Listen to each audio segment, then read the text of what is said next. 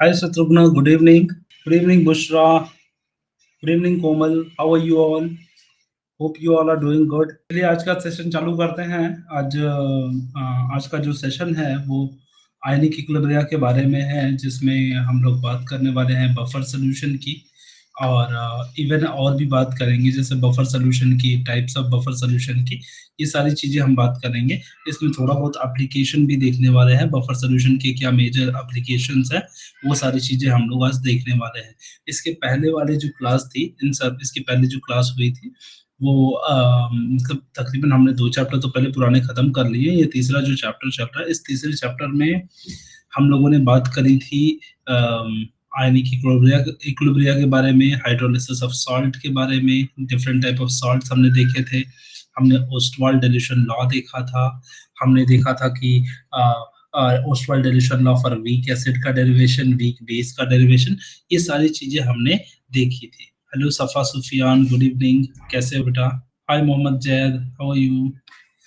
Okay, चलते हैं, start करते हैं आज का सेशन। और आज के सेशन में काफ़ी कुछ बातें करने के लिए है। और ये जो पार्ट है, ये पार्ट हमारे board exam point of view और साथ ही साथ हमारे सीईटी और एंट्रेंस एग्ज़ाम के पॉइंट ऑफ व्यू भी बहुत ज़्यादा इम्पोर्टेंट है, ठीक है? तो बफर सॉल्यूशन एक इम्पोर्टेंट टॉपिक है, काफ़ी इम्पोर्टेंट टॉपिक है, जिसको हम लोग आज पढ़ने वाले हैं। सर पार्ट 2 कब होगा? बेटा हम 20 तारीख से एक नया शेड्यूल आपको जारी होगा।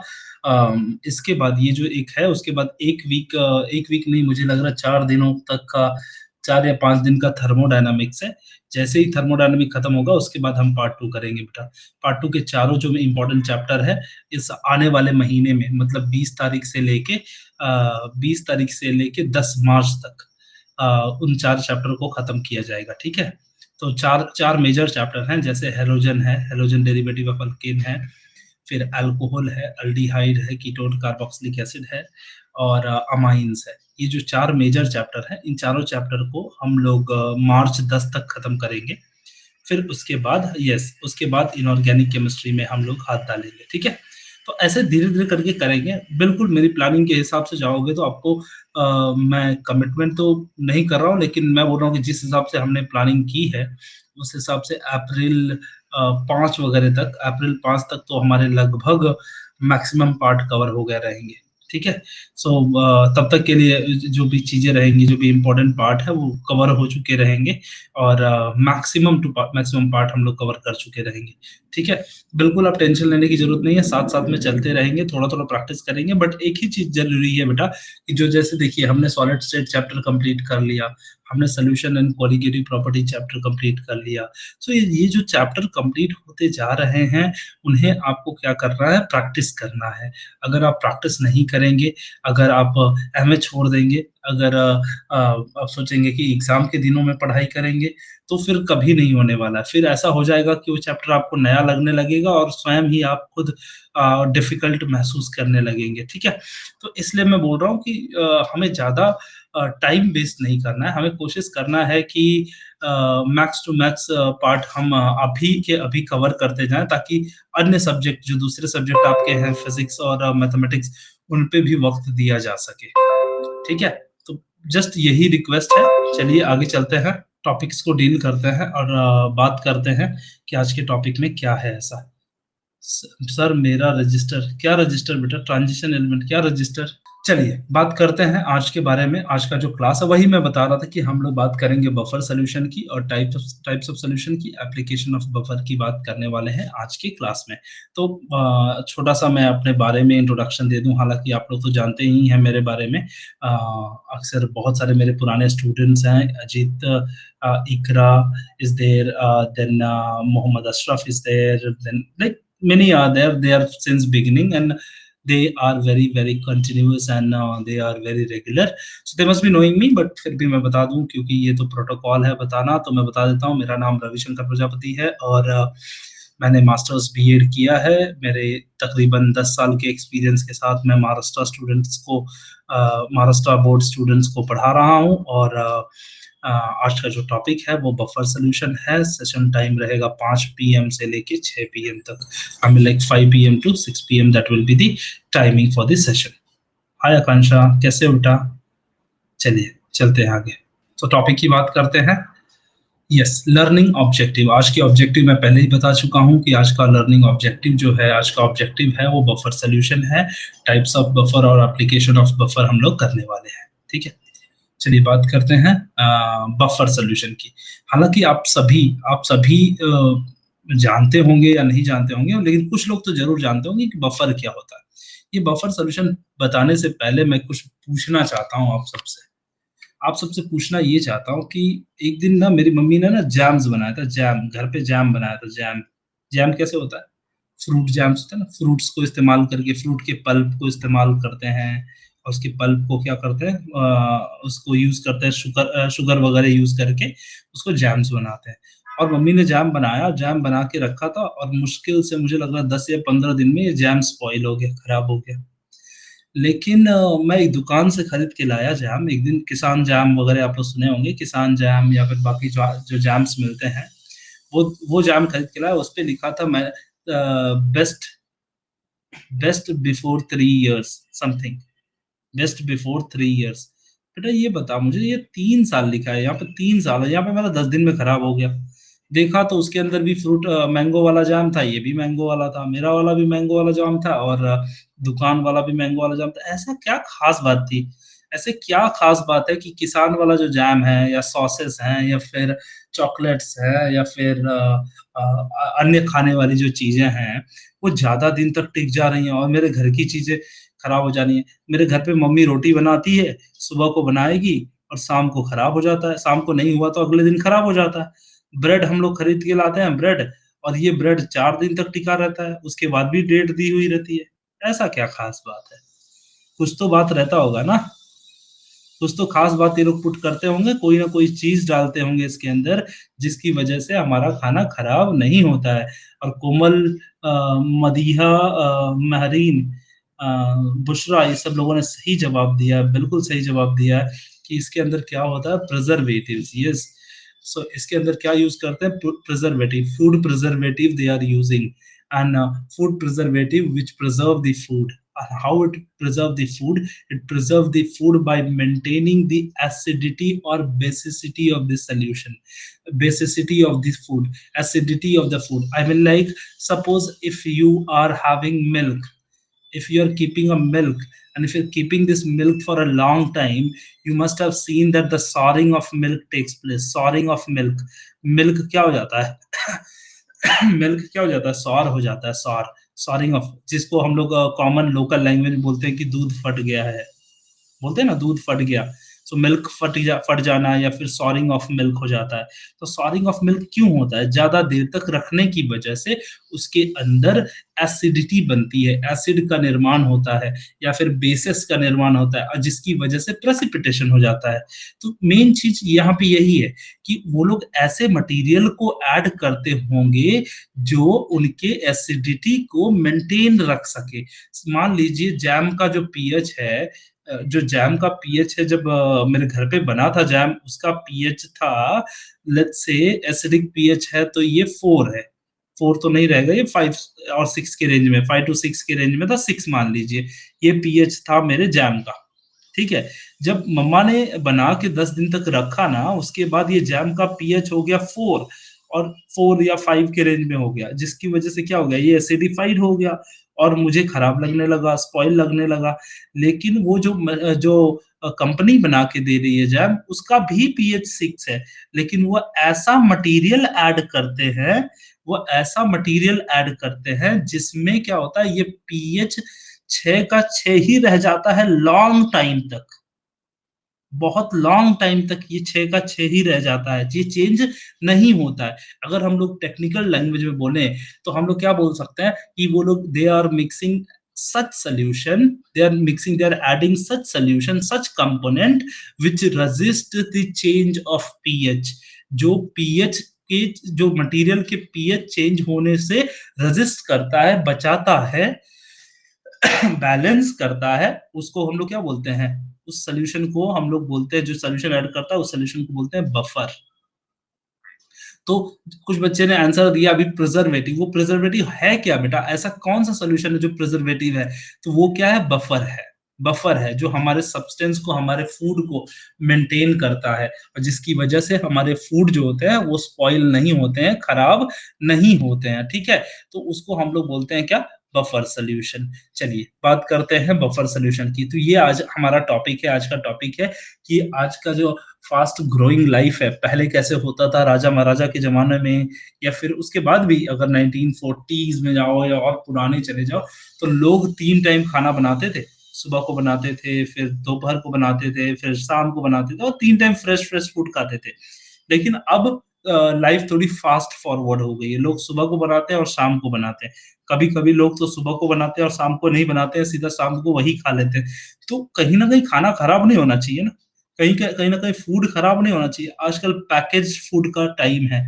मतलब हर एक दुकानों में जाओगे, होटल्स में जाओगे, कहीं पे भी देखोगे तो आजकल पैकेज्ड फूड मिल रहा है, पैक किया हुआ फूड मिल रहा है। जो पैक किए हुए फूड जो हैं, वो क्या हो रहे हैं, वो कैसे मेंटेन कर रहे हैं, how they are maintaining by adding preservative, and who are they these preservative, ये कौन से प्रिजर्वेटिव है, ये एक बफर सॉल्यूशन है, ठीक है? तो कहीं ना कहीं बफर का रोल बहुत ज्यादा है हमारे लाइफ में, लेकिन टेक्निकल नाम होने की वजह से हम उसे नहीं पहचान पा रहे हैं, हम उसे नहीं पहचान पा रहे हैं, ठीक है? तो उसे हम लोग बोलते हैं बफर सॉल्यूशन। चलिए अब टेक्निकल बात कर लेते हैं, परीक्षा में कैसे लिखेंगे वो भी जरूरी है, क्योंकि सिर्फ हम लोग जैम जेली तो लिख नहीं पाएंगे, ऑब्वियस सी बात है, ठीक है? चलिए बात करते हैं बफर सॉल्यूशन की। बफर सॉल्यूशन क्या होता है? Buffer solution is a solution, ये एक टाइप का क्या है? सॉल्यूशन है। Buffer solution is a solution which resist buffer solution is a solution which is defined as a solution which resists the drastic change in pH when small amount of strong acid or strong base added or water is added to it। अगर कोई substance है जिसके अंदर small quantity of acid add कर दो या फिर small quantity of base add कर दो, अगर उसका पीएच रुका रहता है, उसका पीएच चेंज नहीं होता है, उसका पीएच अडॉप्ट कर लेता है small quantity of acid and basis को, that will be called as buffer. एक बच्चा आया मेरे पास, बोला सर देखिए आपका, आप बोले थे कि मेरे पास एक सोल्यूशन था वाटर, ठीक है, या फिर पीएच एक सोल्यूशन था, सॉरी बफर, एक बफर सोल्यूशन था, एक बफर सोल्यूशन था, और आपने बोला कि इसका पीएच चेंज नहीं होगा, और उसने क्या किया था कि बहुत सारा क्वांटिटी, ढेर सारा क्वांटिटी एसिड डाल दिया, और सडनली ज्यादा एसिड डालने की वजह से वो एसिडिक हो गया सोल्यूशन। तो यहाँ पे आपको ये ध्यान देना है कि solution which resist drastic change in pH when small amount, ये ज्यादा चेंजेस के लिए नहीं है, मतलब बफर ज्यादा चेंजेस के लिए नहीं है, मतलब आप ढेर ढेर सारी क्वांटिटी ऐड कर दोगे और सोचोगे कि चेंज नहीं होगा, तो ऐसा नहीं होने वाला है, ठीक है? ऐसा नहीं होने वाला है। Buffer solution is a solution which resist the sudden change in a pH after addition of small quantity of acid or bases, strong acid or bases or water added to it। Hi hi Afiya, कोई बात नहीं बेटा, good evening, good evening, कोई issue नहीं है। Shaikh Habiba is telling mall का Amul milk नहीं फटता है, ऐसा क्यों? क्यों नहीं फटता है?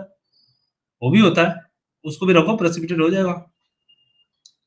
पास्चराइज होता है बेटा, वो पास्चराइज मिल्क होता है, मतलब वो क्या किया रहता है, बॉईल करके उसका फैट निकाल के फिर कूल करके बेचा गया रहता है आपको।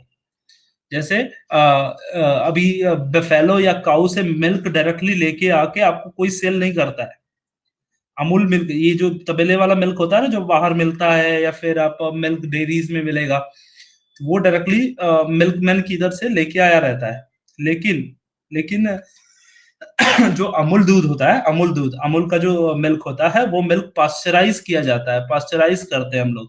पास्चराइज करने का मतलब क्या होता है, अमूल वाले क्या करते हैं, उसको बॉईल करते हैं, और उसके अंदर का जो फैट होता है, फैट ऊपर का फैट ना निकाल लेते हैं, और फैट निकाल के फिर जो जो मिल्क बचा बचा हुआ रहता है उसको कूल करते हैं और सेल करते हैं, ठीक है? तो वो वैसा मिल्क होता है, इसलिए उसमें फैट कम होता है प्रेसिपिटेट होने के लिए। as compared to normal milk, they are containing less precipitation, this thing, okay, precipitation कम होता है उसमें। उसमें भी होता है, वो भी खराब होता है, वो भी मिल्क खराब होता है, सिर्फ उसमें क्वांटिटी कम होने की वजह से वो खराब कम जल्दी नहीं होता है।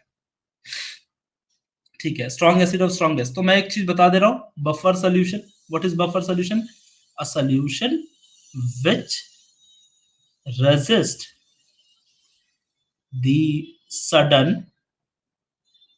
change in pH after addition of small quantity of acid or bases. Okay, after addition of small quantity of acid and bases will be called as buffer solution, जिसे हम लोग क्या बोलते हैं? बफर सोल्यूशन बोलते हैं। ठीक है, can you think homemade jams, jellies without any added chemicals, preservative additives spoil in a few days, whereas a commercial jams and jellies have a long shelf life. Explain what role does added sodium benzoate plays? Sodium benzoate preserve the solution. Sodium benzoate save the solution. It maintain the acidity or basicity of the solution, which help in balancing the pH of the solution. ठीक है, बहुत सारे point हैं, अपने points अपने आप बना सकते हो और बिल्कुल एग्जाम के लिए सोच सकते हो। ठीक है, चलिए आगे चलते हैं, देखते हैं और क्या है इसके बारे में। Types of buffer solution, buffer solution के कितने टाइप होते हैं? How many types of buffer solutions आते हैं? There are two types of buffer solution, दो टाइप के बफर सोल्यूशन पाए जाते हैं। कौन कौन सा? Acidic buffer which is used to maintain an acidic pH, while basic buffer which is helping to maintain the alkaline pH. Okay, acidic buffer का role क्या होता है? जो एसिडिक पीएच को मेंटेन करता है, which maintain acidic pH, and basic buffer which maintain the alkaline pH. What is acidic buffer? उसकी बात करते हैं। acidic buffer क्या होता है? What is acidic buffer? Acidic buffer solution, a solution containing a weak acid and a salt of a strong base is called as acidic buffer. देखिए कैसे बनता है एसिडिक बफर बनाना है हमको। क्या बनाना है बेटा? Acidic buffer. पहले इसको ध्यान से समझ लो कि क्या मैं बता रहा हूँ। एसिडिक बफर, एसिडिक बफर क्यों बोलते हैं? क्योंकि ये XYZ ऐसा सब्सटेंस होता है जो आपका सोल्यूशन है। समझ लीजिए आपने जूस बनाया, आपने एक कंपनी खोली, आपने एक फार्म खोला जिसमें आप पोमेग्रेनेट और गुआवा या इन सब की फार्मिंग करते हो और आप उसके जूस बना के मार्केट में बेचते हो। ट्रॉपिकाना जैसे, ट्रॉपिकाना में कैसे होता है वैसे आप जूस बना के बेचते हो। अब आप देख रहे हो ना कि आपका जूस जो होता है ना, जूस कुछ दिन में ना एसिडिक हो जाता है, एकदम खट्टा खट्टा होने लगता है, 2-3 दिन में ना खराब होने लगता है और दुकानदार ना सब फेंक देते हैं, बोलते हैं कि यार क्या बकवास जूस बना के भेजा है, मैं नहीं बेचूंगा इसको, मेरा नाम खराब हो रहा है, मेरी ब्रांडिंग खराब हो रही है। तो वो क्या करते हैं कि सॉरी, वो क्या करते हैं कि जूस बना के बेचना। अब आपको टेंशन हो गया, मेरे को कुछ तो ऐसा चाहिए ना कि मेरे एसिडिटी, ये जो जूस की एसिडिटी है वो मेंटेन रहे, वो मेंटेन रहे। ठीक है, तो हम क्या करेंगे, हमको ऐसा सोल्यूशन चाहिए कि जो हमारे एसिडिक को बैलेंस करे। क्या करना है? एसिड लेवल जो ज्यादा हो जाता है ना, मतलब मान लीजिए मेरा पीएच 5 पे जूस था, ठीक है, अब वो कुछ दिन बाद ना पीएच 4 हो जा रहा है, मतलब एसिडिक हो जा रहा है ना, मुझे ऐसा बंदा चाहिए जो मेरे एसिड को मेंटेन करे। तो कौन रहेगा? वो एसिडिक बफर। कौन रहेगा? वो एसिडिक बफर। लेकिन अगर मान लो आपकी कंपनी है और आपकी कंपनी में पीएच बढ़ जा रहा है, कोई फ्रूट बना रहे हो या कोई फूड बना रहे हो जिसका पीएच बढ़ जा रहा है, जैसे पीएच 6 पे प्रोडक्शन हो रहा है आपका, पीएच 6 पे प्रोडक्शन कर रहे हो लेकिन पीएच 7 हो जा रहा है या पीएच 8 हो जा रहा है, जिसकी वजह से फूड आपका खराब हो जा रहा है। तो आपको ऐसा बफर चाहिए कि जो इस बेस को मेंटेन करे, मतलब 6 पे ही रखे, उसे बढ़ने ना दे। ठीक है, 6 पे रखे, उसे बढ़ने ना दे और यहाँ पे घटने ना दे। ठीक है, ये इस टाइप के रहना चाहिए। तो अगर बेस को मेंटेन करता है तो बेसिक बफर कहलाएगा, बेसिक बफर। एंड एसिड को मेंटेन करता है तो क्या कहलाएगा? वो एसिडिक बफर। ठीक है, बात समझ में आ गई? एसिडिक बफर, बेसिक बफर, बात समझ में आ रही है? Acidic buffer, basic buffer. अब मैं बताऊंगा कि क्या होता है एसिडिक बफर, कैसे बनता है। ठीक है, हाँ चलिए मैं बताता हूँ एसिडिक बफर कैसे बनता है। तो आप बताइए, आप खुद बताइएगा। अभी हम कुछ दिन पहले मैंने सिखाया था एक चीज। क्या सिखाया था मैंने सिखाया था कि strong acid with weak base, अगर कोई सॉल्ट है तो उसका जो सोल्यूशन बनेगा वो एसिडिक होगा कि बेसिक होगा? फटाफट बताना मुझे चैट बॉक्स में, फटाफट चाहिए मुझे आंसर। अगर स्ट्रॉन्ग एसिड और वीक बेस का सोल्यूशन है, सॉल्ट है। सर कल बफर पढ़ाया क्या? नहीं बेटा, आज बफर पढ़ा रहा हूँ, कल बफर नहीं पढ़ाया। कल मैंने बस वही कंटिन्यू किया था, dissociation of acid. Acidic, yes, very good. बहुत सारे, इकरा ने, आकांक्षा ने आंसर दिया एसिडिक। बाकी सबको समझ में आ रहा है? बाकी सबको समझ में आ रहा है?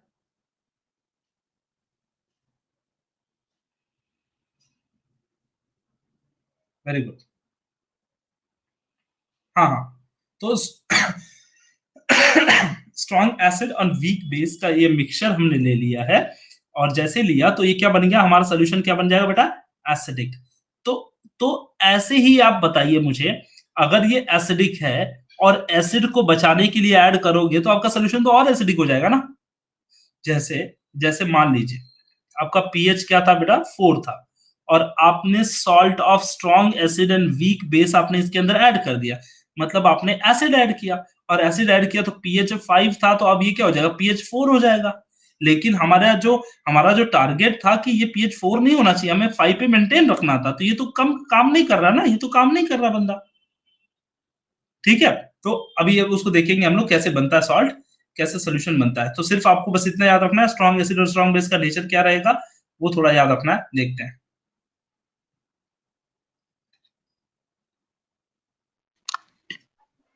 Hello sir. हेलो से सर ये यहाँ हेलो, पे हाँ तो बोलिए। हेलो, आवाज आ रही है मेरी? Yes sir. सर यहाँ पे एसिडिक बफर मैं में ऑडिबल अभी टू यू? आपने बताया। हाँ सर, अभी मेरी आवाज आ एसिडिक रही है बफर आपका? में। Yes sir, yes. बोलो बेटा, क्या बोल रहे हो? सर अभी यहाँ पे एसिडिक बफर में आप बताए ना कि वीक एसिड और strong base से बना सकते, तो अभी तो यहाँ पे बाजू में लिख के बताए ना, स्ट्रॉन्ग एसिड और वीक बेस से बनाते बोल के। नहीं नहीं, मैं ये स्ट्रॉन्ग एसिड और वो एग्जांपल दे रहा था, अभी बताना बाकी है, ये वाला पार्ट बताना बाकी है अभी। अच्छा सर, वो अलग था क्या? नहीं, ये हाँ इसकी डेफिनेशन तो यही है ना, वीक एसिड हाँ एंड स्ट्रॉन्ग हाँ हाँ, साल्ट, वीक एसिड और स्ट्रॉन्ग बेस स्ट्रॉन्ग से बेसिक बनता है साल्ट। इसका मतलब। हाँ हाँ, बराबर। अच्छा अच्छा, जगह हाँ, जगह। चलिए। देखिए, एसिडिक बफर क्या होता है? एसिडिक बफर, अब हम बात करेंगे एसिडिक बफर की। अ सॉल्यूशन, एक ऐसा सॉल्यूशन, क्या है बेटा? एक सॉल्यूशन है which contain a weak acid. Weak acid, कोई एक वीक एसिड है, plus salt of salt of salt of weak acid and strong base, weak acid with a strong base। मतलब एक कोई वीक एसिड है, उसके अंदर salt of week acid and strong base का सोल्यूशन होता है। क्या? बेस। एसिडिक बफर कैसे बनता है? देखो, मान लो मैं इसको एक एग्जांपल के तौर पे समझाता हूँ, आपको समझ में आएगा। देखो, acidic buffer, acidic buffer. Okay, acidic buffer कैसे बनेगा? It is the mixture of what? Weak acid, just a second, it's a mixture of weak acid, weak acid plus salt of salt of strong base with weak acid। मान लीजिए, ये देखिए, पहले दो अलग अलग चीज ले लेते हैं। वीक एसिड है, मान लीजिए मेरे पास CH3COOH है, ओके, और salt of strong base and weak acid. Strong base कौन सा है बेटा? स्ट्रॉन्ग बेस मान लीजिए मैंने NaOH ले लिया है, और वीक एसिड में फिर से ले रहा हूं एसिटिक एसिड। तो इन दोनों का सॉल्ट क्या होगा? इन दोनों का सॉल्ट होगा CH3COONA। ठीक है, जिसको बोलते हैं सोडियम एसीटेट। इसको क्या बोलते हैं? Sodium acetate. और सोडियम एसीटेट में क्या होगा कि जब कभी एक बीकर के अंदर सोडियम एसीटेट ले लोगे, सोडियम एसीटेट, जिसको हम लोग क्या बोलते हैं? Salt of strong base plus weak acid, strong base plus weak acid, ये लेके किसके अंदर ऐड करोगे? Weak acid. वीक एसिड कौन है? आप एसिटिक एसिड ले सकते हो, एसिटिक एसिड। ये जो सोल्यूशन बनेगा ना, ये जो सोल्यूशन बनेगा, ये सोल्यूशन का नेचर क्या रहेगा? ये सोल्यूशन का नेचर बेसिक रहेगा। क्यों बेसिक है बेटा? क्योंकि आपने क्या लिया है, स्ट्रॉन्ग बेस लिया है। क्या लिया बेटा, स्ट्रॉन्ग बेस लिया है। तो ये बेसिक नेचर है, इसका नेचर क्या रहेगा, बेसिक। और जब आप किसी सॉल्यूशन के अंदर प्रिजर्व करने के लिए यूज करेंगे तो ये खुद बेसिक है। और अगर ये जरा सा भी ज्यादा एसिडिक हुआ तो ये बेस उसको न्यूट्रलाइज करके बैलेंस करेगा। ये बेस क्या करेगा बेटा, न्यूट्रलाइज करके बैलेंस करेगा। Hence it is called as an what, hence it is called as weak acid, sorry, hence it is called as an acidic buffer, acidic buffer, hence it is called as what, acidic buffer। समझ में आ रहा है, समझ में आ रहा है acidic buffer क्या है। एसिडिक बफर कैसे बनाएंगे, तो मैंने बता दिया आपको। क्या लेना है, sodium acetate plus acetic acid, acetic acid, ये दोनों चीज को मिक्स करके जो सोल्यूशन बनेगा वो क्या बनेगा, acidic buffer, acidic buffer। Okay, so what is the acidic buffer? Acidic buffer is a what, salt of strong base with weak acid mixed with weak acid। So it's a solution where salt of strong base and a weak acid are mixed with a weak acid and they are forming the solution will be called as an acidic buffer। Repeat once। अच्छा ठीक है। देखिए, आकांक्षा आकांक्षा है और even Aafia को भी repeat करना है। रिपीट में आफिया में 2 सेकंड में रिपीट करता हूँ, बिल्कुल आसान है, बिल्कुल टेंशन वाली बात नहीं है। देखिए आफिया, देखो हमने एक टॉपिक चालू किया, बफर। बफर बफर का मतलब क्या होता है कि अगर आप सिंपल सा एक एग्जांपल देखिए, आप सिंपल सा लाइव एग्जांपल सोचिए कि अगर आप टिफिन बॉक्स लेके जा रहे हो, टिफिन बॉक्स, ठीक है, और आप सपोज ऑफिस के लिए जा रहे हो, अर्ली मॉर्निंग निकल रहे हो, अर्ली मॉर्निंग में खाना पका के लेके जा रहे हो, और आपका लंच लेट से 3 बजे आफ्टरनून में हो रहा है, आफ्टरनून 3 बजे हो रहा है, जो कि काफी गैप है। 6 बजे आप खाना पका के लेके जा रहे हो, 3 बजे हो रहा है, और रोज का रोज आप देख रहे हो ना कि आपका खाना क्या हो जा रहा है, स्पॉइल हो जा रहा है। क्या हो जा रहा है, स्पॉइल हो जा रहा है। और अगर आप ऐसे फूड लेके जा रहे हो जो जो कि सॉर हो जा रहा है, एसिडिक हो जा रहा है, एसिडिक मतलब एसिडिक हो जा रहा है, मतलब आपके फूड का क्या हो रहा है, फूड का पीएच लेवल क्या हो जा रहा है बेटा, कम हो जा रहा है ना। फूड का पीएच कम हो जा रहा है, जिसकी वजह से खाना आपका एसिडिक हो जा रहा है, और आपका खाना बिल्कुल पसंद नहीं आ रहा है, खाना खराब हो जा रहा है। तो आप सोचोगे ना कि मैं कुछ तो आप ऐसा चीज मिलाऊं अपने खाने के अंदर जिसकी वजह से ये जो पीएच वैल्यू है वो पीएच वैल्यू चेंज नहीं होना चाहिए, मतलब ये चेंज ना हो। मैं ऐसा कुछ मिलाऊं खाने के अंदर कि जिसकी वजह से मेरा खाना बचा रहे और पीएच ज्यादा देर तक मेरा खाना टिका रहे, और मुझे मेरा जो पीएच है, खाने का पीएच लो ना हो। तो अब ये बताइए कि अगर वो फूड वही है रोज रोज वाला, तो पीएच चेंज होने ही वाला है। आपको ऐसा चीज कुछ ऐड करना पड़ेगा जो पीएच को बढ़ाए, और पीएच को बढ़ाने वाली चीज कौन सी होती है, बेसिक होती है ना बेटा, बेस होता है ना जो पीएच को बढ़ाता है, बेस। तो आप कोई चीज ऐसा सॉल्ट ऐड करोगे जो बेसिक सॉल्ट हो, सही बात है। आप कैसा क्या करोगे, बेसिक सॉल्ट, कोई बेसिक सॉल्ट ऐड करोगे जिसकी वजह से खाना क्या हो जाएगा, बेसिक थोड़ा हो जाएगा, और जिसकी वजह से खाना आपका स्पॉइल नहीं होगा। ये जो बेसिक सॉल्ट है जो आपके एसिडिक लेवल को मेंटेन करता है, आपके सोल्यूशन के एसिडिक लेवल को मेंटेन करता है, उसको बोलते हैं acidic buffer, acidic buffer. Yes, acidic buffer acid को मेंटेन करता है। यस, तो एसिडिक लेवल को मेंटेन करता है। अगर कि एसिड उसका आपका खाना जो है और एसिडिक ना हो, आपका सोल्यूशन और एसिडिक ना हो, जितना है उतने पे रहे। जैम का पीएच मान लीजिए 5 है तो 4 नहीं होना चाहिए, वो 5 पे रुके रहे, इसीलिए आपको ये ऐसी चीज ऐड करनी पड़ती है। तो ये बनता कैसे, अब ये चीज तो हम समझ में आ गया कि एसिडिक बफर क्या है। Acidic buffer which maintain acidity of solution। तो फिर बेसिक सॉल्ट के साथ वीक एसिड क्यों डालते हैं, मैं बताता हूं, देखो मैं बताता हूं। देखो एसिडिक बफर हमें जरूरत किस चीज की बेटा, इसको मेंटेन करने के लिए बेस की जरूरत है, इतना मान गए आप, इतना मान गया, बेस की जरूरत है, ठीक है, हाँ या ना कोमल। हमको एसिडिक चीजों को मेंटेन करने के लिए बेस की जरूरत है। चलिए अब इसी बात को आगे लेके बढ़ते हैं, हमें बेस की जरूरत है एसिडिक चीजों को मेंटेन करने के लिए। अब बताइए, salt of strong base plus weak acid, ये सॉल्ट बनाया आपने, एक एग्जांपल है सोडियम एसीटेट, रुक जा इसको ऐसे नहीं, एग्जांपल है सोडियम एसीटेट, ये ठीक है, ये सॉल्ट है, किस चीज कैसा सॉल्ट है, स्ट्रॉन्ग बेस और वीक एसिड का। इस सॉल्ट का नेचर क्या होगा बेटा, nature what will be the nature, acidic होगा कि बेसिक होगा, बेसिक, यस। और हमें चाहिए क्या था, बेसिक चाहिए था, तो हम इसीलिए बेसिक सोल्यूशन बना रहे हैं, इसलिए हम बेसिक सोल्यूशन बना रहे हैं। अगर आप स्ट्रॉन्ग एसिड ले लोगे तो सोल्यूशन खुद ही एसिडिक रहेगा, वो आपका एसिडिक क्या अपना और एसिडिक ऐड कर देगा, खाना और आपका एसिडिक हो जाएगा। समझ में आ रहा है, तो एसिडिक नहीं ले सकते हम, क्या ले सकते हैं, बेसिक। इसीलिए salt of weak acid with a strong base, salt of weak acid and strong base give out gives out what it gives, it gives out the एक second, salt of a strong base with weak acid, it gives out a salt which is basic in nature, which is mixed in a solution of weak acid। अब कुछ बच्चे का doubt है, sir आप sir आप यहाँ पे weak acid क्यों ले रहे हो, why you are taking solution of the weak acid, why you are mixing in weak acid, why not you are using a strong acid।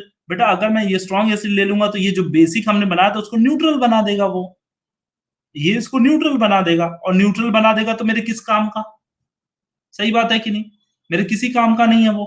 तो मैं कोशिश करूंगा कि ये बेसिक का बेसिक बना रहे, इसीलिए मैंने क्या यूज किया, वीक एसिड, ताकि वो वीक एसिड में मिक्स करके हम लोग इस्तेमाल कर सकें, जो बेसिक का बेसिक बना रहेगा। और जब हम सॉल्यूशन के अंदर पुट करेंगे तो क्या हो जाएगा, हमारा सॉल्यूशन बेस जो रहेगा इसके अंदर, जो जो बफर के अंदर का बेस है, वो हमारे अंदर के इंक्रीज हुए एसिड को क्या करेगा, मेंटेन करेगा। ठीक है, इसीलिए हमारा खाना कुछ दिनों के लिए प्रिजर्व हो जाएगा। समझ में आया टेक्निक, ये बहुत बड़ी टेक्निक, ये छोटी सी टेक्निक ना बहुत बड़े लेवल पे, एक्सटेंसिव लेवल पे फूड इंडस्ट्री में, मेडिसिन इंडस्ट्री में, फार्मा इंडस्ट्री में इस्तेमाल हो रही है, बहुत एक्सटेंसिव लेवल पे। ठीक है, समझ में आ गया। तो ये कैसे बनाएंगे, ये भी अगर डाउट है किस कैसे बनाएंगे तो आप याद रखिए, एसिडिक बफर बनाने के लिए, एसिडिक बफर बनाने के लिए एक कढ़ाई में तेल लें, ऐसा ऐसा कुछ नहीं करना है ठीक है। एसिडिक बफर को बनाने के लिए हमें क्या करना है, एक बीकर लें, बीकर के अंदर वीक एसिड पुट करें, और जिसके अंदर salt of strong base with weak acid, ऐसा सॉल्ट पुट करें, salt of strong base and weak acid, और स्टर करें। आपका सॉल्यूशन कौन सा तैयार है, एसिडिक बेस, एसिडिक बफर तैयार है। इस बफर का इस्तेमाल आप किसी भी सॉल्यूशन की एसिडिटी को बैलेंस करने के लिए कर सकते हैं। ठीक है, किसी भी एसिडिटी को बैलेंस करने के लिए कर सकते हैं। बात समझ में आ गई सबको, एसिडिक बफर क्या है, बहुत सही, चलिए चलिए, ठीक है ठीक है, रिस्पॉन्सेस आ रहे हैं, बहुत अच्छा लग रहा है। इसके रिएक्शन अगर लिखने होंगे तो कैसे लिखोगे, इसके रिएक्शन ऐसे लिख सकते हो, CH3COONA mix with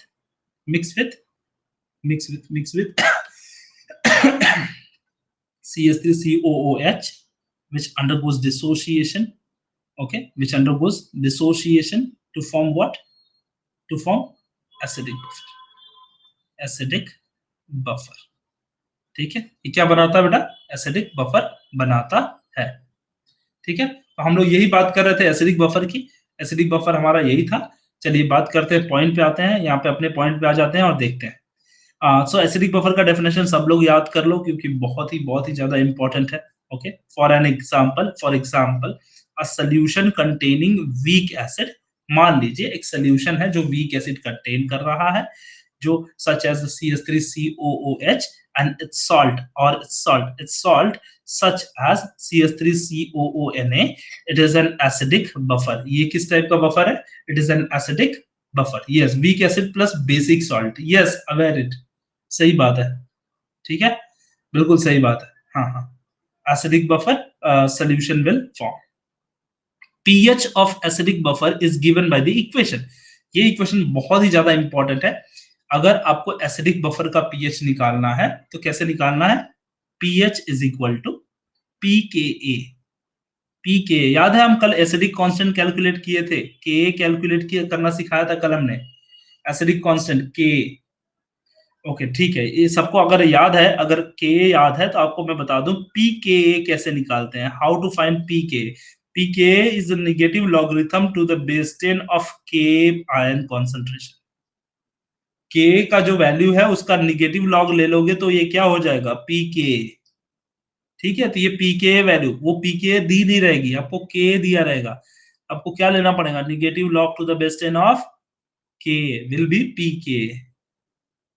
ठीक है, so potential of acidic constant, so here p h is equal to pK plus log to the base 10 of salt upon acid, salt upon acid, okay, salt upon acid, ठीक है। so this you should keep in mind, the concentration of salt upon concentration of acid, ये salt का concentration क्या है और उसका जो weak acid आपने इस्तेमाल किया उसका क्या concentration है, दोनों को divide करोगे और ये formula use करोगे तो आपको आ जाएगा। where pK मैंने बता दिया, pK is equal to negative log to the base 10 of K ion concentration। Sir equilibrium सिर्फ लिक्विड स्टेट में होता है? नहीं बेटा, equilibrium can be possible in gaseous state as well, gases में भी इक्विलिब्रियम होता है। एग्जांपल उदाहरण है N2 plus H2 gives us 3H2 gives us 2 moles of ammonia, अच्छा खासा इक्विलिब्रियम है, हेबर्स प्रोसेस है, तीनों के तीनों गैस है, ठीक है।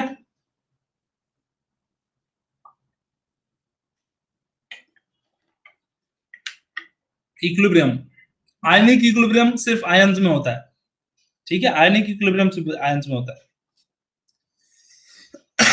चलिए आगे बढ़ते हैं। And the K is the dissociation constant of the acid. K is the dissociation constant of acid. So I hope it is clear. I hope it is clear with you all. K is what dissociation constant of an acid, and these are the formula. Just keep in mind that formula. I'm going to use it. ठीक है, किसी बच्चे को समझ में नहीं आ रहा, क्या नहीं आ रहा बेटा, सिर्फ बताओ मुझे, मैं बता देता हूँ। बॉन हेबर प्रोसेस, बेटा इसे समझना नहीं है, अभी सिर्फ मैंने एग्जांपल आपने पूछ लिया तो मैं बता दिया, अब इस लाइन में नहीं जाएंगे, जब टॉपिक आएगा तो बिल्कुल डिस्कस करेंगे, ये अलग टॉपिक है। बॉन हेबर प्रोसेस इतना मान लो, बॉन हेबर प्रोसेस एक प्रोसेस है जिसमें हम लोग अमोनिया को फॉर्म करते हैं, वी आर फॉर्मिंग अमोनिया, ठीक है। चलिए चलिए आगे बढ़ते हैं, ये लिख लिया आप लोगों ने, फॉर्मूला लिखना बहुत जरूरी है बेटा, फॉर्मूला लिखना बहुत जरूरी है। चलिए एक ब्रेकआउट हो जाए, एक ब्रेकआउट हो जाए, फिर उसके बाद फिर हम लोग एसिडिक बफर करेंगे। चलिए क्वेश्चन आपके सामने ये रहा और आपका समय समाप्त होता है अब।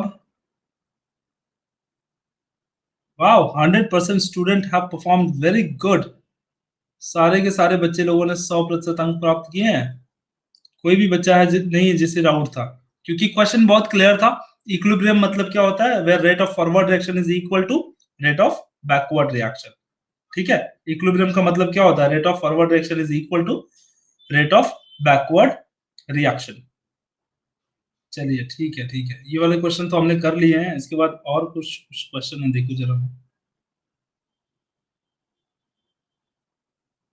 बाकी क्वेश्चन दिख नहीं रहे इसमें। ये वाले क्वेश्चन देख लीजिए, एक इजी लेवल का है, चलो इजी है एकदम, ये देख के फिर चलते हैं। वाह, सबने अच्छा सही आंसर दिया, चलिए कोई कोई बात नहीं, आगे चलते हैं टॉपिक की तरफ। ये तो इजी था क्वेश्चन, बिल्कुल इजी क्वेश्चन था। अरेनियस एसिड का मतलब होता है liberates H plus ion, Arrhenius base का मतलब होता है which absorb H plus ion, ठीक है। सो अरेनियस एसिड का मतलब which liberate H plus ion and which sorry Arrhenius base मतलब which liberate OH minus ion and Arrhenius acid which liberate H plus ion. ये सब चीजें हमने देखी, अच्छा किया, सब सारे बच्चे लोगों ने मस्त एकदम चैंपियन बन गए।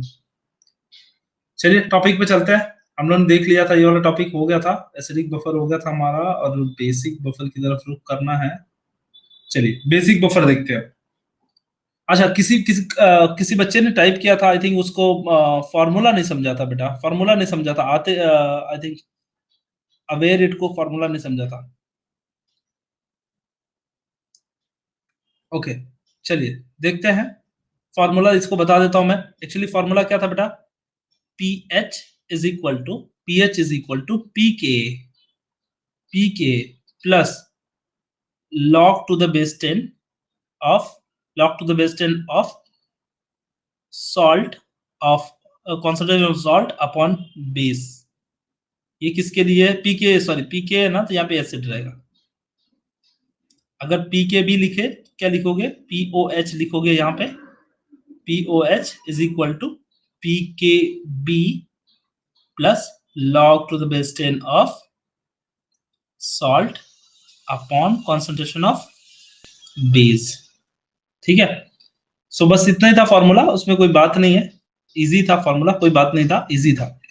ठीक है, फॉर्मूला में किसी को दिक्कत नहीं है ना? अभी ये फॉर्मूला सिर्फ इतना याद रखना है, pK pH and pOH.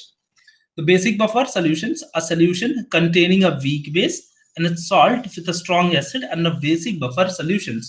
For example, a solution containing a weak base such as ammonium hydroxide and the salt such as the ammonium chloride is a basic buffer. POH of the basic buffer is given by POH is equal to pKa plus log to the base 10 of salt of concentration of salt upon concentration of base। ठीक है, ये formula है, formula याद रखना है, where pKb is equal to negative log to the base 10 of Kb, and Kb is a dissociation constant for for base। और ये solution बनता कैसे? चलो ये तो फॉर्मूला हमने समझ लिया, but how this solution forms? It's so simple, so simple। the basic solution, how you will form basic buffer, so simple। a solution of containing, instead of weak acid, जो हमने weak acid लिया था उसकी जगह आप weak base ले लो, और strong base लिया था उसकी जगह strong acid ले लो। ठीक है, ये कैसे बनता है? salt of strong acid mixed with a weak base added with a weak base। so what I can say, a solution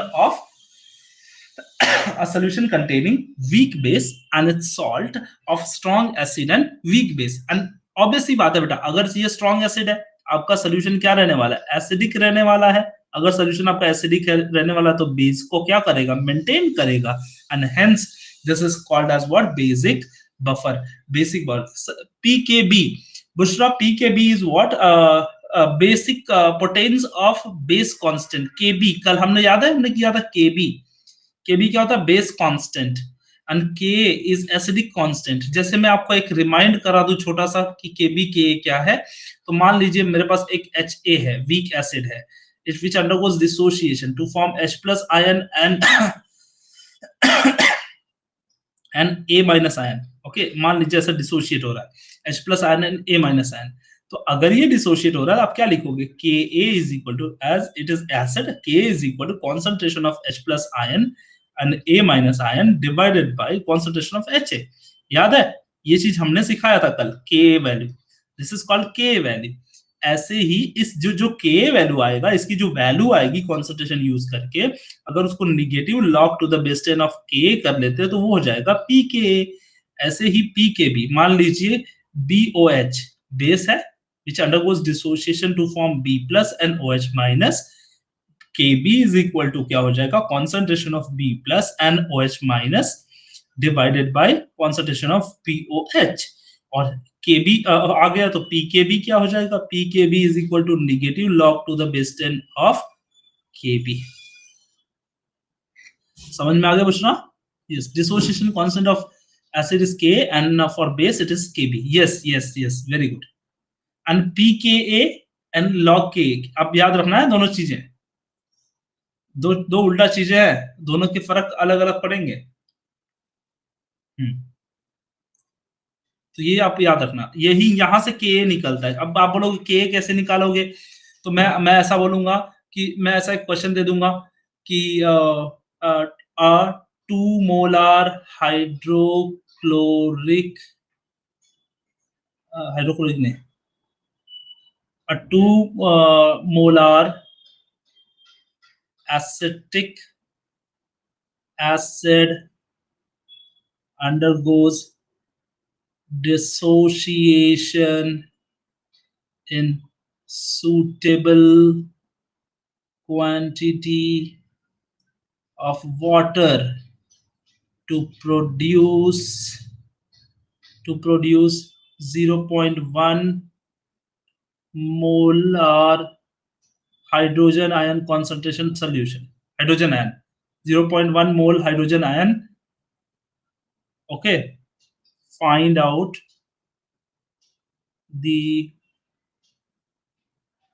acidic constant of solution. This is the question for everyone. Just try it. Try it. 2 molar acetic acid solution undergoes dissociation in suitable quantity of water to produce 0.1 mole H plus ion solution. H plus ion. Find out the acidic constant of solution. नहीं, aware it, कुछ तो mistake हो रहा है बेटा.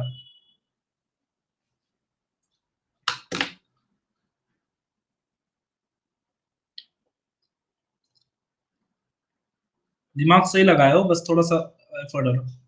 K का log to the base 10 H plus ion.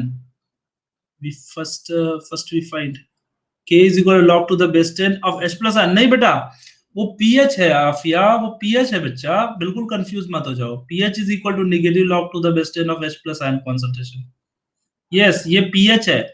K is equal, K cannot be negative log to the base 10 of H plus ion. ये बिल्कुल नहीं हो सकता, ये गड़बड़ बात है, गलत बात है. K अलग है. आ रहा सबको समझ, ये सॉल्व करने आ रहा है?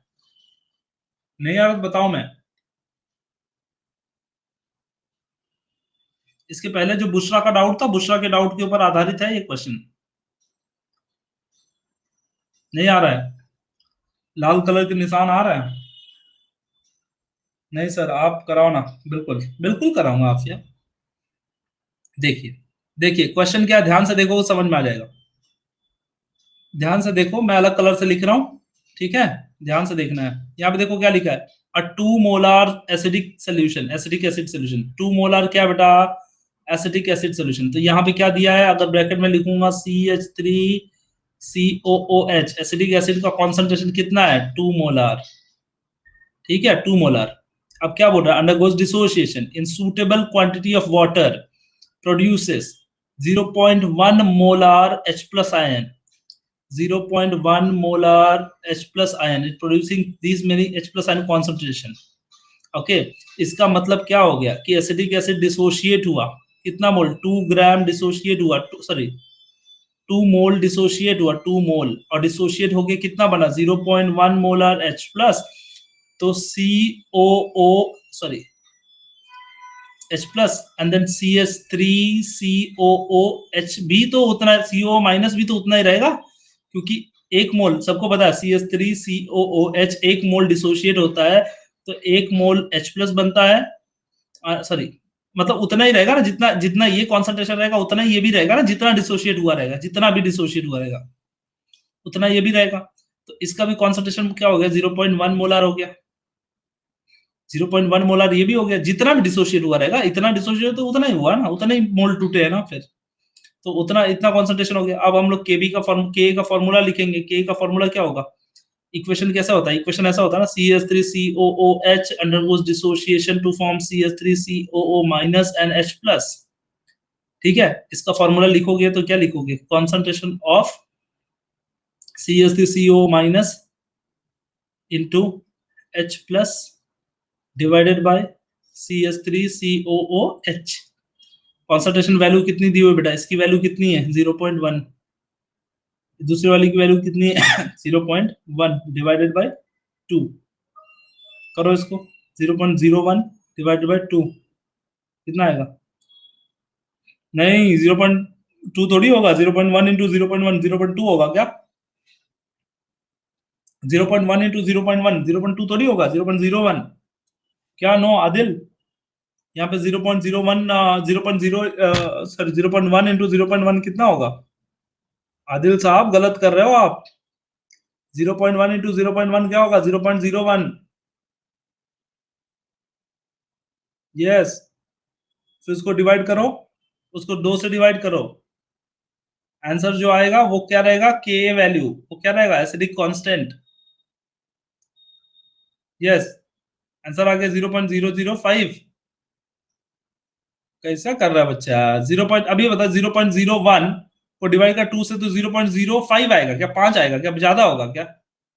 आफिया चेक करो बेटा। 0.0005, 2 जीरो आएगा फिर 5 आएगा। सर सही है ना? आदिल नहीं बेटा, कैसे? देखो 0 पॉइंट, अब आप खुद डिवाइड करो, देखो कैलकुलेटर में डिवाइड कर लो चाहिए तो। इतना इजी क्वेश्चन समझ में नहीं आ रहा है? देखो आपको दिया है 0.01, okay, 0.01 divided by 2 will be what? 0.005, 2 zero रहेगा बेटा।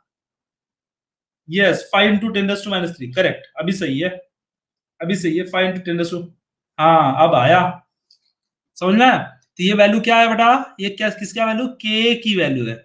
अगर आपसे पूछ ले, अगर अगर आपसे पूछ ले कि पी के क्या होगा इसका, इसका पी के, तो फिर क्या करोगे आप?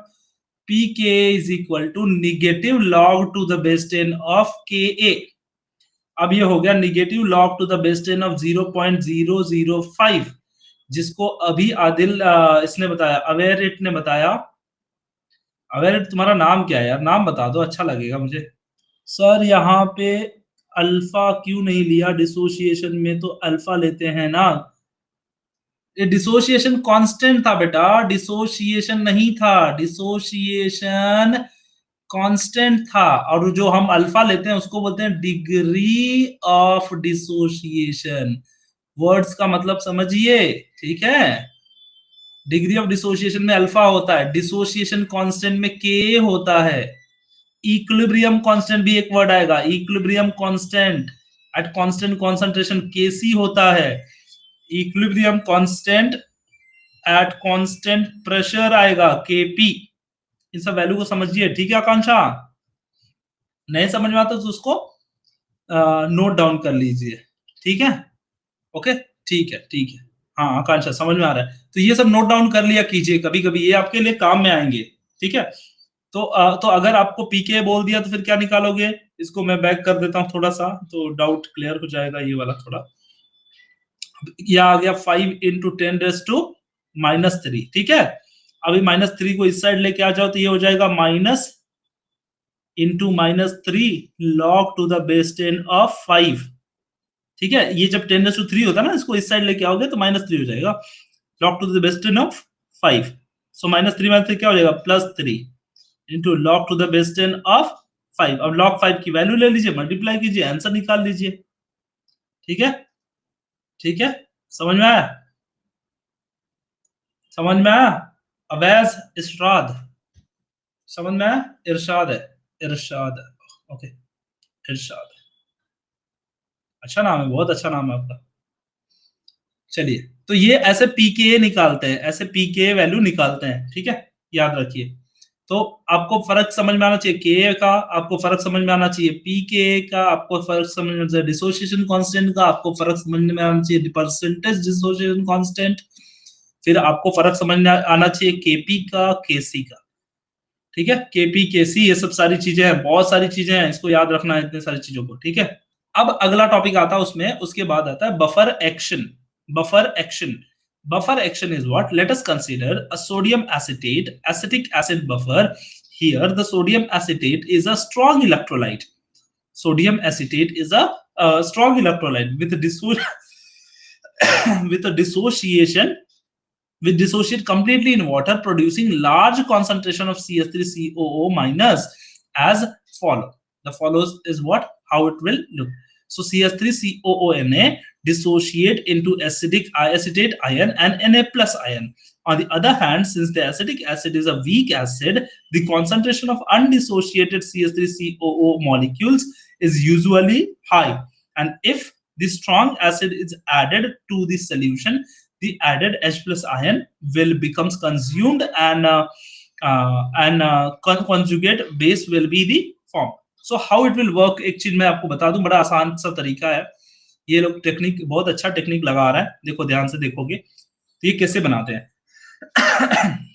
आपने सॉल्यूशन ले लिया, आपने वीक एसिड लिया था, और याद है हमने लिया था strong base with week acid का सॉल्ट लिया था। ये कौन सा? ये सॉल्ट लिया था। ये सॉल्ट में कौन सा सॉल्ट था? सोडियम CH3COO Na, ये सॉल्ट लिया था हमने, ठीक है। अब जैसे ही इसके अंदर पुट करोगे ये क्या हो जाएगा? CH3COONA टूट जाएगा, किसमें? CH3COONA प्लस में। और ये वीक एसिड आपने लिया था तो वो ऑलरेडी CH3COOH के फॉर्म में है, ठीक है, ऑलरेडी इसमें है। तो अगर आपके अंदर कोई और एसिड, वीक एसिड ऐड करेगा तो ये जो फ्री पड़ा हुआ जो आयन है ना, वो इस H प्लस आयन को ले लेगा और लेके क्या बनाएगा? इस सॉल्यूशन की एसिडिटी को मेंटेन करेगा। And this action is called as a buffer action. This action is called as a buffer action. Buffer action में क्या होता है कि जैसे आपके पास जो सॉल्ट ऐड करते हो, बफर सॉल्यूशन बनाने के लिए दो चीज लेते हो ना, आप वीक एसिड तो लेते ही हो, साथ में सॉल्ट उसका यूज करते हो। जब सॉल्ट यूज करते हो तो उसका जो आयन निकला हुआ होता है वो फ्री में घूमते रहता है, फ्री में। अभी इसके साथ बॉन्ड बनाने के लिए कोई है नहीं, इसके अंदर कोई रहता नहीं है। और जब कोई एसिड ऐड हो जाता है, किसी ने small quantity of strong acid या स्ट्रॉन्ग बेस ऐड किया, तो ये जो फुकट में बैठा हुआ, फ्री में बैठा हुआ आयन रहता है ना, वो उसको ट्रैप कर लेता है और क्या बनाता है? CH3COOH। और CH3COOH तो ऑलरेडी इसके अंदर प्रेजेंट है, तो इसका कॉन्सेंट्रेशन क्या हो जाता है? कॉन्सेंट्रेशन क्या हो जाता है? मेंटेन हो जाता है, कॉन्सेंट्रेशन मेंटेन हो जाता है। And this action is called as a buffer action. इस एक्शन को क्या बोलते हैं बेटा? बफर एक्शन बोलते हैं। Properties of buffer solution. Buffer solution की कुछ प्रॉपर्टीज हैं, जैसे pH of the buffer solution does not change appreciably. जल्दी चेंज नहीं होता है, ठीक है, चेंज होता है, मैं मानता हूं, लेकिन पूरी तरह से ज्यादा चेंजेस नहीं होते, उसमें चेंजेस सडन नहीं आते हैं। तो ये चीजें एक बड़ी इंपॉर्टेंट पॉइंट है। Second thing, by addition of small amount of either strong acid और strong base. Second thing, on dilution. और third thing, when it is kept for a long time. अगर आप लंबे समय तक के लिए रखते हैं, लॉन्ग टाइम के लिए रख रहे हैं, तो अप्रिशिएबली क्या होगा? अप्रिशिएबली चेंज नहीं होगा। They will not change appreciably, ठीक है, अप्रिशिएबली ये चेंज नहीं होगा, क्वांटिटी इसकी चेंज नहीं होगी। इसको बोलते हैं सर प्रॉपर्टीज डिलीट है ना। ये इसीलिए मैंने एक ही पॉइंट देखा, सिर्फ इतना याद दिलाने के लिए, बस और कुछ नहीं, ठीक है। तो एप्लीकेशन ये भी डिलीटेड पार्ट है। फिर भी मैं आपको सिर्फ एक लाइन में बता दूं, बायोलॉजिकल केमिकल सिस्टम के लिए यूज करते हैं, एग्रीकल्चर के लिए यूज करते हैं हम लोग, इंडस्ट्री में यूज करते हैं, मेडिसिन में यूज करते हैं, एंड एनालिटिकल केमिस्ट्री में यूज करते हैं। फिर से बफर एक्शन। बफर एक्शन मतलब क्या होता है? कैसे वो बफर एक्ट करता है, हाउ द बफर एक्ट। तो आप इसको समझने की कोशिश कीजिए। मेरे पास वीक एसिड था और उसके अंदर आपने salt of weak base and strong acid add किया, sorry weak acid and strong base add किया है। तो ऐड करोगे तो वो डिसोशिएट होगा ना बेटा। एग्जांपल ले लिए थे एसीटेट वाला, ये डिसोशिएट हो गया। इसका मतलब ये जो पूरा सोल्यूशन है, इस पूरे सोल्यूशन में ढेर सारे एसीटेट आयन ऐसे ही पड़े होंगे, किसी के साथ अनरिएक्टेड, किसी के साथ रिएक्ट किए बिना ऐसे ही पड़े होंगे। और जब आप एसिड ऐड करोगे, इसके अंदर कोई एसिड ऐड करोगे, जैसे H plus ion, hydrochloric acid add कर दिया आपने, H प्लस और Cl माइनस, जैसे इसके अंदर पुट करोगे, ये H प्लस आयन को कौन ले लेगा? ये जो फ्री में बैठा हुआ एसिडिक एसिड है, वो लेके क्या बनेगा? बनेगा क्या? एसिडिक एसिड, जो कि ऑलरेडी प्रेजेंट है, जो कि ऑलरेडी प्रेजेंट है। इसकी वजह से इसका कॉन्सेंट्रेशन में चेंजेस नहीं आएंगे, और इस एक्शन को बोलते हैं बफर एक्शन। एक बार पढ़िए बेटा, एक बार पढ़िए, इसको समझ में आ जाएगा, बड़ा आसान है, बिल्कुल इजी सा है। ये कुछ क्वेश्चन है, ये कल के सेशन में जो हम लोग करने वाले हैं वो न्यूमेरिकल सॉल्व करेंगे। कल का सेशन है पूरा न्यूमेरिकल से बेस्ड है, तो कल के सेशन में न्यूमेरिकल और रिवीजन वाले जो टॉपिक्स रहेंगे वो हम करने वाले हैं।